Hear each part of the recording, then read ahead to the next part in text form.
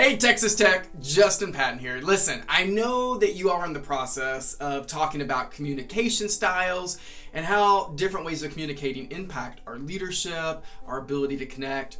So I want to talk to you for a moment about body language and how your body language shapes so much of your credibility and your ability to connect with others. Years ago, I was in Denver, Colorado, and I walked outside. It was the middle of winter, and the moment I walked out, I started going to the left. But I noticed that this woman to my right was outside. And as soon as I turned the corner, she goes, "Excuse me, sir."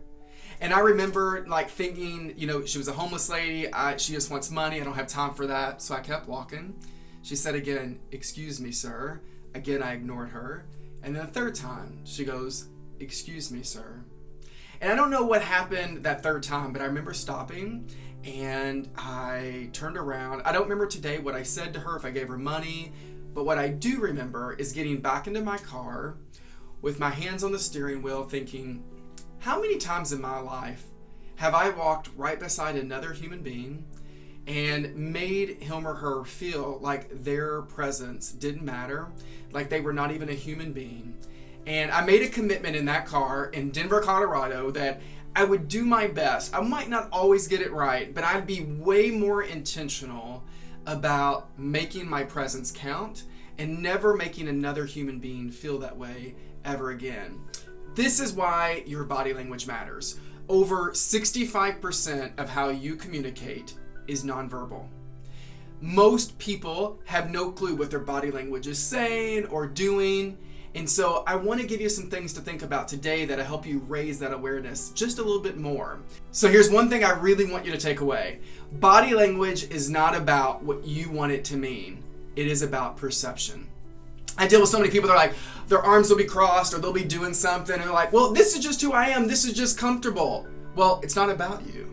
It's about how does that energy, how does my presence impact my ability to communicate my message, my ability to connect with other people.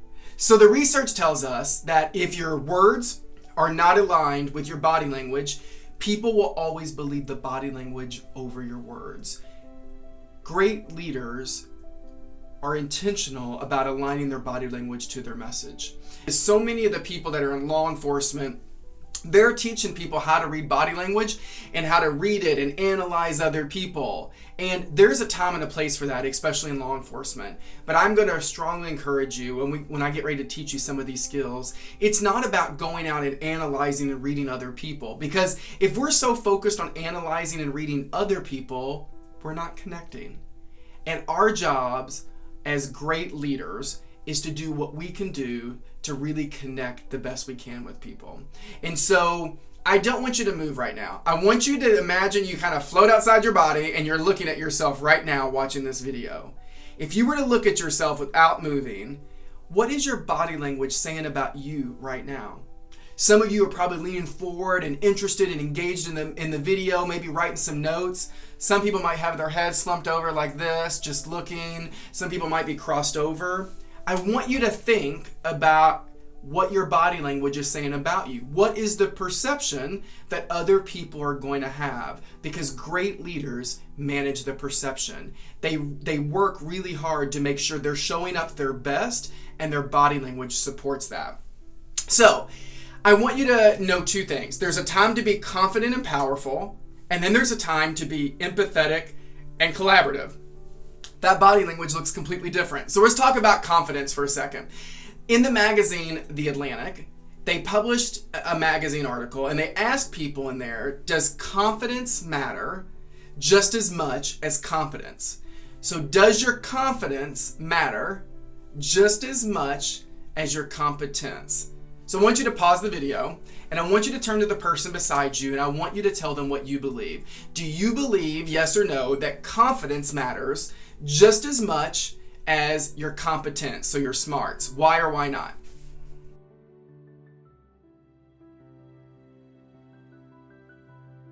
All right, so you've had your discussion. So here's the answer. The answer came back to be yes, that your body language or that your presence and confidence matters just as much as your smarts. That the more confident people appeared, the more competent other people perceive them as. So showing confidence in the right situations is really important. So I want you to try this. I want half of the room to stand up. And after you stand up, I want you to stand in your most confident, sexy pose that you can possibly stand in. What does confidence look like to you? And as a group right in the room, I want you to discuss, why did you choose that pose? Why do you believe that is confidence? And with other people that are looking around at everyone else, what do you observe and what do you notice about what confidence actually is before I tell you the rule?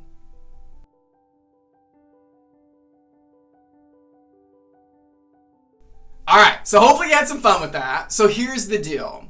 There are 4 power zones on your body that if you keep them open, they will make you appear, and the perception will be that you are more confident. Those 4 power zones are your neck dimple, so this part of your body right here where it meets your throat, your torso area, your naughty bits, and your feet.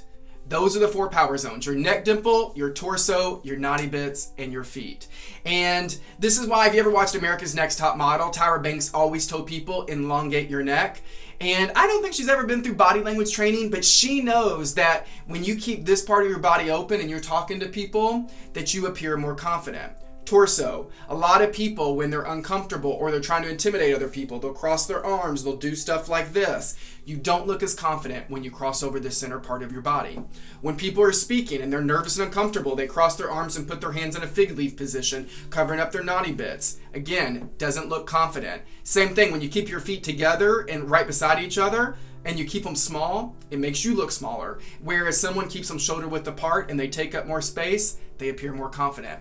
Which is why if you ever have a runner or someone cross the finish line, they throw their hands up in the air and they're like, yes, right? That is as big as your body language can possibly get. In that moment, they feel so confident. And so I want you to know how to use those power zones. When you are trying to appear confident, you will keep those power zones open. Neck dimple, torso, naughty bits, and your feet. So I want you to take a moment, and as a class, I want you to have a conversation on, in what situations do you need to appear confident? When would that body language be appropriate?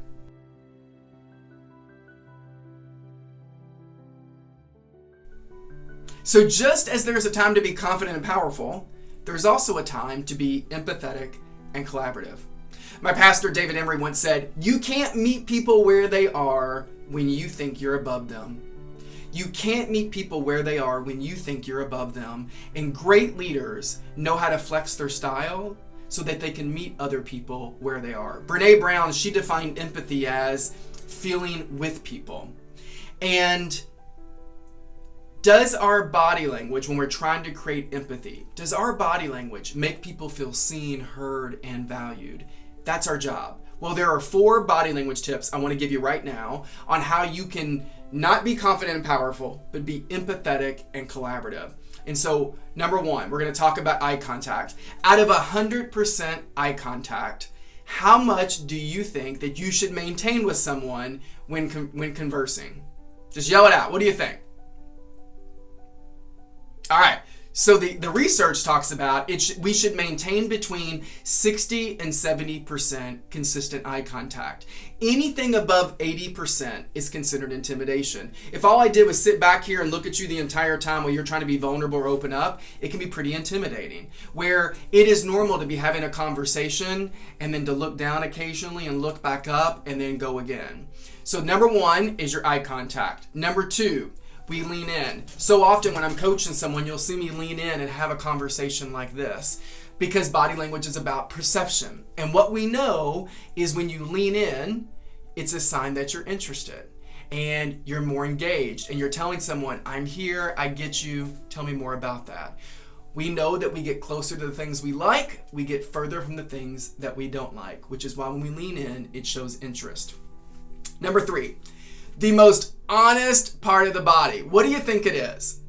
If I was to ask you, what do you think the most honest part of the body is? What would you say? All right, 90% of people in a room always yell out, it's your face or your eyes, and it's not. It is your feet. Your feet will always face the direction of your intention.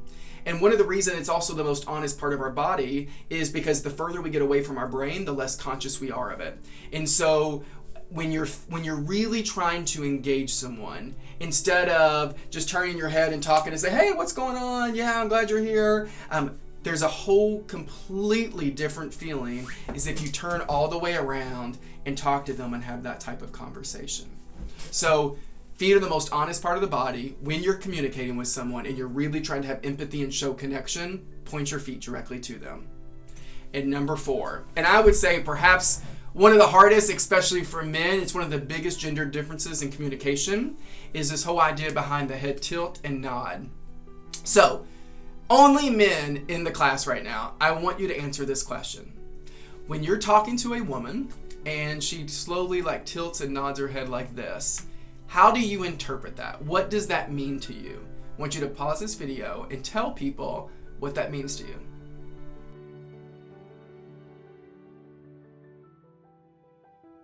Hopefully you got a good laugh, because if people are honest in that class, so many people will say stuff like, oh, it means you are in trouble, or, oh, she's agreeing with you, and it's really none of that.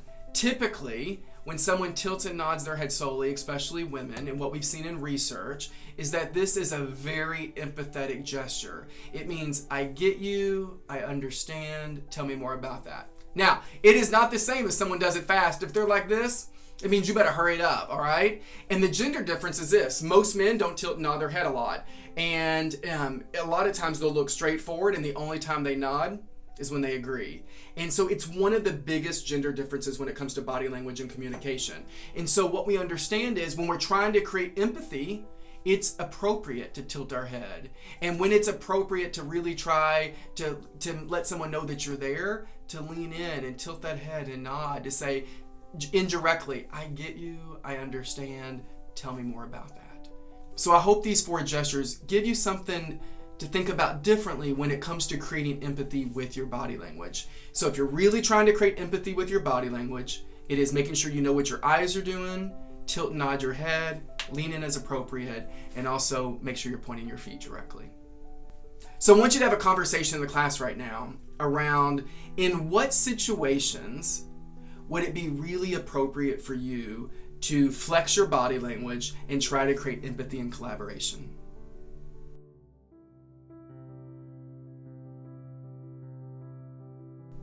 So I'm going to leave you with 3 questions that I want you to answer individually and then have a conversation in class. Question number 1, what do you need to specifically do to either create stronger confidence or empathy when you communicate?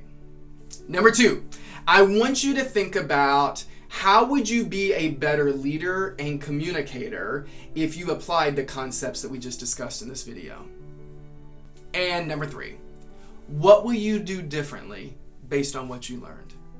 I hope that gives you something to think about. Your body language plays such an important part in how people perceive you as a leader, and more importantly, in your ability to connect with others. So I hope it gives you something to think about. If no one tells you they believe in you, I believe in you, and I look forward to seeing you soon. Bye.